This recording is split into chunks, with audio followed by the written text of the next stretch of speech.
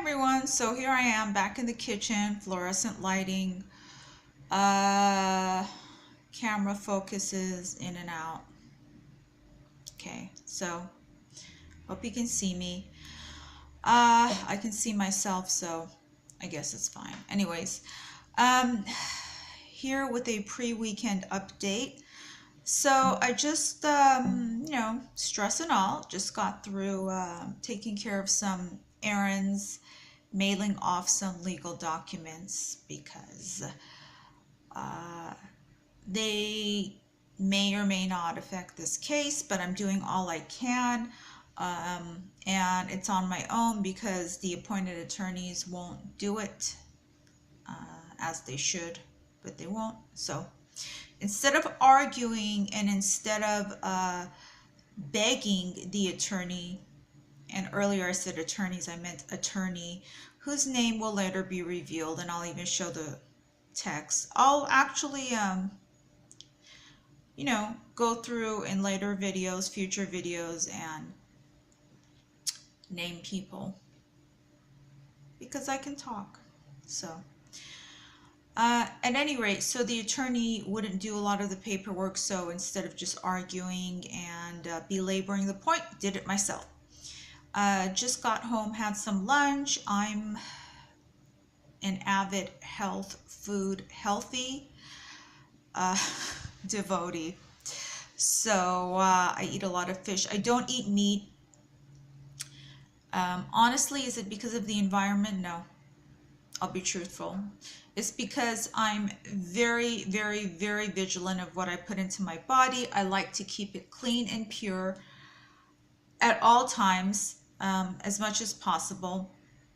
So I don't eat any meat. Even if it's organic, I don't eat it. I used to think it was okay, but I've stopped eating even organic chicken or steak or turkey. I did have a trainer about 1.5 years ago before I got arrested, and he had me on all meat all the time, more meat and fish, but I don't, I choose not to put that into my body. I take fish oils, bees, and GP1, which is an excellent herbal supplement, highly recommended by my acupuncturist. It's good for just about all that ails you, circulatory and everything else. And of course, depending on the person, because no two people are alike. So I had fish today, salmon, I grilled it. And I had tartar sauce, which took a high and mighty search to find tartar sauce with no sugar. So I found one with pineapple juice, which is really good because I don't like to have any sugar in food at all. I scrutinize all labels, and here's a surprising part probably for people who are watching this right now.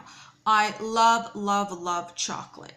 I love dessert. I'm a dessert fanatic. I'm a chocolate addict, and I eat it every single day. So because of that, I don't just limit, but I cut out all of their sugars. And thankfully, I've never been a soda or even a juice person. Don't dislike them, but don't like them either. So they do nothing for me. They don't turn me on. So I never drink them, and I never feel like I'm missing anything. I drink a lot of water, and I drink just about only alkaline water. And I have my alkaline water dispenser behind the phone that I'm filming this with. I love alkaline water for the simple fact that it's smaller molecules, so it hydrates in the best way possible. I'm not a big fan of any other bottled waters because I don't feel that they do as much, that they have enough health advantages as alkaline. So that's what I had today. And then of course I had my Ben & Jerry's Cherry Garcia, and it's really interesting how I eat ice cream. I'm OCD, so I eat ice cream by picking out the chocolate and the cherries only and not eating the ice cream. Paradox. Oh well, go figure. That's me. You'll learn a lot more about me as these videos come out. Uh, and of course I had my water. I drink mostly hot water, and I haven't been squeezing lemon in water as I should, as I used to avidly. I used to do it all the time, but um, lemon water actually does cause more thirst. So just to let you know a little about me. Now, because I'm a very careful eater, uh, I love mukbang channels. I watch mukbang channels. I don't know if it's really vicarious living or just the fact that I don't eat a lot myself, but I love to watch people eat a lot. It's kind of a comfort to actually be with people and be around people who eat and enjoy their food. I don't know where it came from, possibly because when I was growing up as a child, and I've talked about her before, I had one of the worst parents, mothers, or I don't know if I would call her a mother, but woman that raised me when my grandmother wasn't raising me. And she never ate, she never enjoyed anything. She was always a supremely cheap, and supreme in this case is it's the only time that I would use the word supreme in relation to her. She's the biggest asshole because she's a sociopath. But anyways, things in my house when I was a child were never enjoyed. I loved to enjoy things, but I was never allowed to, for the simple act of my mother never enjoying anything. She was cheap. She would never buy anything, so I suffered a lot. But when there was something in the house, or even when I offered with my very, very little bit of change, as a kid, if I saved up some change and took her out for Mother's Day and made plans and went through, diligently working hard to make plans and be happy about it and thinking, oh, I'm going to surprise her and everything. We'd get to the restaurant. She'd say, oh, that's okay. I'm not hungry. It's okay. I'm not hungry. And it would feel like my whole day had caved in. So I would be sitting there and I would lose my appetite because I'm sitting across from somebody who never ate. No, no, I'm not going to eat. I'm just not hungry. When we got home one time and I had a cake waiting for her that I made myself, and it was quite beautiful, for a kid. But it was very appetizing. I actually knew how to cook and bake. Just because I was forced to do things for myself, even as a 5 to 6-year-old, I had to make things myself. So anyways, in this case, one particular Mother's Day, I had made her a very beautiful chocolate cake, and we got home and I surprised her with that, and she wouldn't touch it. She said, oh no, it's fattening. I'm fine. I'm just not going to eat anything. I don't want a piece. No, thank you. So there was the cake. I don't know if it has anything to do with that, but to this day, I love it when I'm around people who eat and enjoy their food, and they're happy about it. I'm not one of those who says, oh, I'm not going to eat. No, I just eat very, very carefully. In relation to others who eat a lot, I don't eat that much, but I love food. I love food myself. I love to eat. I love to drink. And when I say drink, I mean water. I guess that's very limiting because I don't drink soda. But I'll say one thing though. Once every 2 years, I might have some soda, because I love to go to a movie and have the popcorn, and popcorn is not popcorn without soda on tap. And microwave popcorn doesn't do it for me. Even popping popcorn from kernels at home doesn't do it for me. It has to be theater popcorn and soda from tap. I do also like every week I do have kombucha, but I found that kombucha, even at Whole Foods or Sprouts, in Southern California, we have Whole Foods and Sprouts. Top shelf kombuchas in the bottle, they don't do it for me, and they used to, but ever since I discovered kombucha on tap, There's nothing like it. I love, love, love it. Oh, it's so delicious. I've never had beer, but I think it's kombucha is almost like beer. It's fermented. It's very, very healthy. It does have live and active cultures if you don't want to have yogurt. But I like yogurt too, but I haven't been eating any. So I'm a strict vegetarian. I go between vegan and vegetarian, just because I like being a vegan. I like being a vegetarian. But in Southern California, most vegan restaurants, everything is made out of nuts, and I'm allergic to nuts. I eat them anyways. Started eating them in the last year. So, going back to earlier today, I took care of some legal errands. I'm kind of a little bit feeling a little light just because I took care of those things, but it's far from the end of documents and stuff like that. And the one thing that is, on the other hand, weighing just severely on me is next week, Tuesday, and then I believe Thursday, the court cases. And Tuesday I'm really, really scared about. I'm being strong as always. And with that, kind of jumping off the subject, I'm going to find in the future videos to come, of course, and I always had a plan, I'm going to find, better and different locations. Like I said, right now I'm in the kitchen. It's just what I set up. And hopefully, if they don't put me in jail again next week, and it's all been so unreasonable and unjust, I don't deserve it. I don't deserve to be undergoing this misdemeanor case, the malicious prosecution. I feel a lot of negative emotions, and there's nothing I can do beyond doing paperwork and being diligent about the legal process. I've actually contacted another bail bondsman, so we'll see about what he can do for me, possibly. Honestly, it's impossible to trust anyone because I've been so, I don't want to say fatally, because I don't want to over dramatize or dramatize, but I've been almost fatally screwed by every single person. And here's the thing, if your own family screws you, and some of you might disagree, but if your own family screws you, there's just about no one in this world who won't screw you.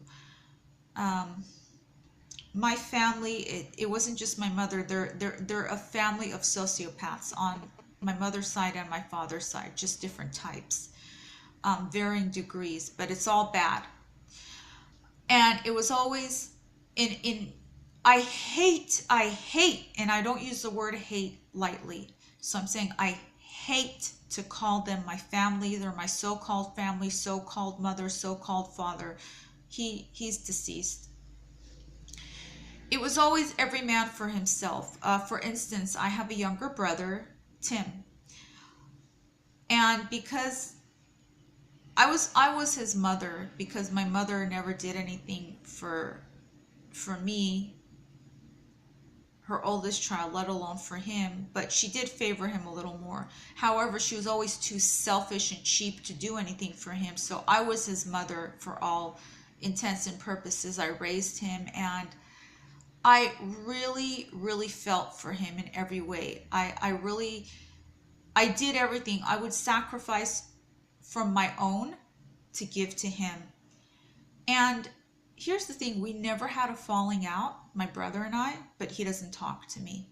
He's as selfish and self-centered and horrible as the rest of them, and he just doesn't talk to me. My family actually snubbed me. My relatives did. My uncles, my aunts, my relatives snubbed me instead of snubbing my mother, and I'll talk more about that in future videos.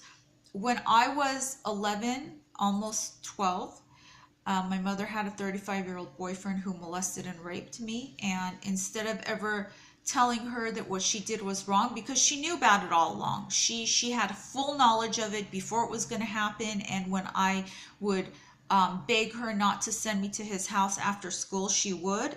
One time she even made the comment, why, are you scared he's going to rape you?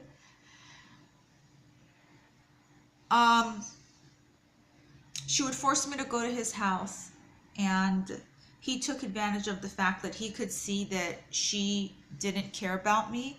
So he said, you know, well, I'll be your friend. And so that life altering or life deciding path started.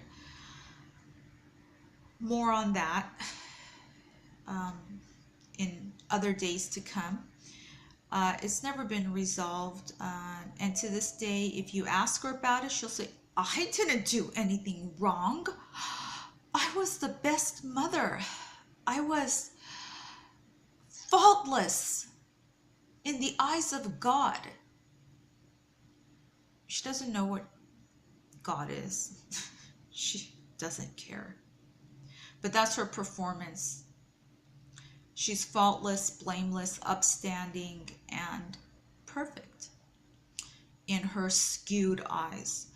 So at any rate, my family snubbed me instead of snubbing her. Why? Because it was easier. You know, I just figured that out now as I was speaking. Why did they snub me? I was always the good girl when I was a kid. I was always the straight A student. I was always the one who felt for everybody and did for everybody. Why would they snub me? Why would they do that? Well, because they're cowards. And it was easier for them to do it to me than to her because they didn't want to hear her mouth. She was always a bully. She still is. And if you know sociopaths, you know that they get worse with age. But when we face adversities, it's our duty to ourselves to live our best lives. Yes, we're going to mess up. I've messed up a lot. I've been in the worst situations. I've been in the worst places. I've come across all types of people. I've come across horrible people, and I've come across a few, very few, kind-hearted people. People with wisdom and grace. People who, just being around them and talking to them, not the way they look, but the way that they would speak to you, you felt something fresh all around. You felt something sunny and bright all around. And they weren't even trying, it's just who they were. But there were so few of them. You know, the saying, I've seen and heard it all. I've seen and heard and felt it all. And I've gained wisdom. It's been hard won, but I've gained it. So our duty to ourselves as survivors are to be true to ourselves first and live our best lives despite what others do to us, despite what happens to us. Because if it's that easy for people to destroy you, well, then it's that easy, right? I mean, don't let them. Don't let them. I decided that a long time ago that I'm not going to let them. Yet I've had my moments where I've been so terrified and so depressed and so enraged and angry, yet helpless at the same time. But I also decided that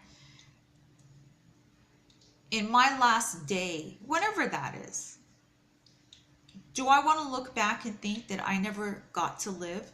No.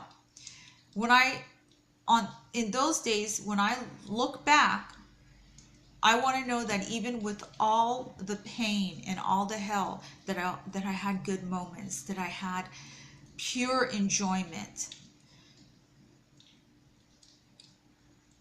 that there were moments when I lived it to the fullest that I could.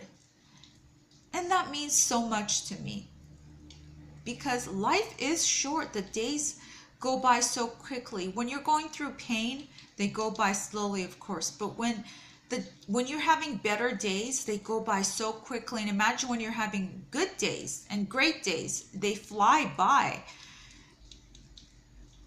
And before we know it, you know, we're even out of our adolescence. And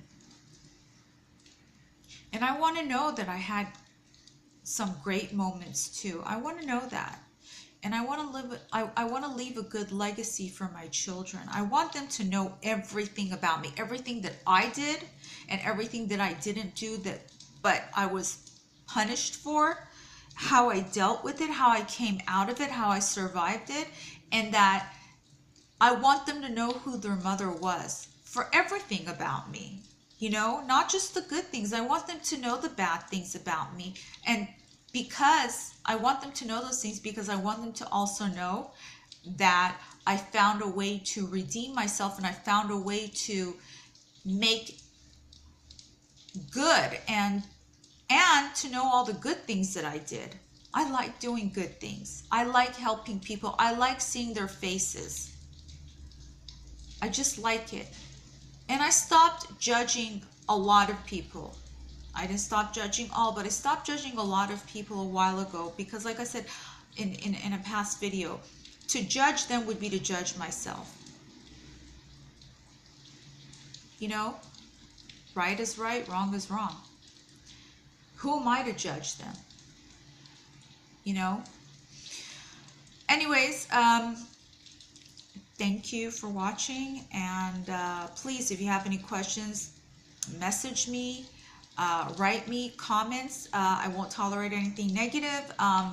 Other than that, hey, comment away, write me, contact me, and I will have a P.O. box address up after a while. Thanks, and happy Friday. Keep your faith, keep your strength, and be a soldier. Bye.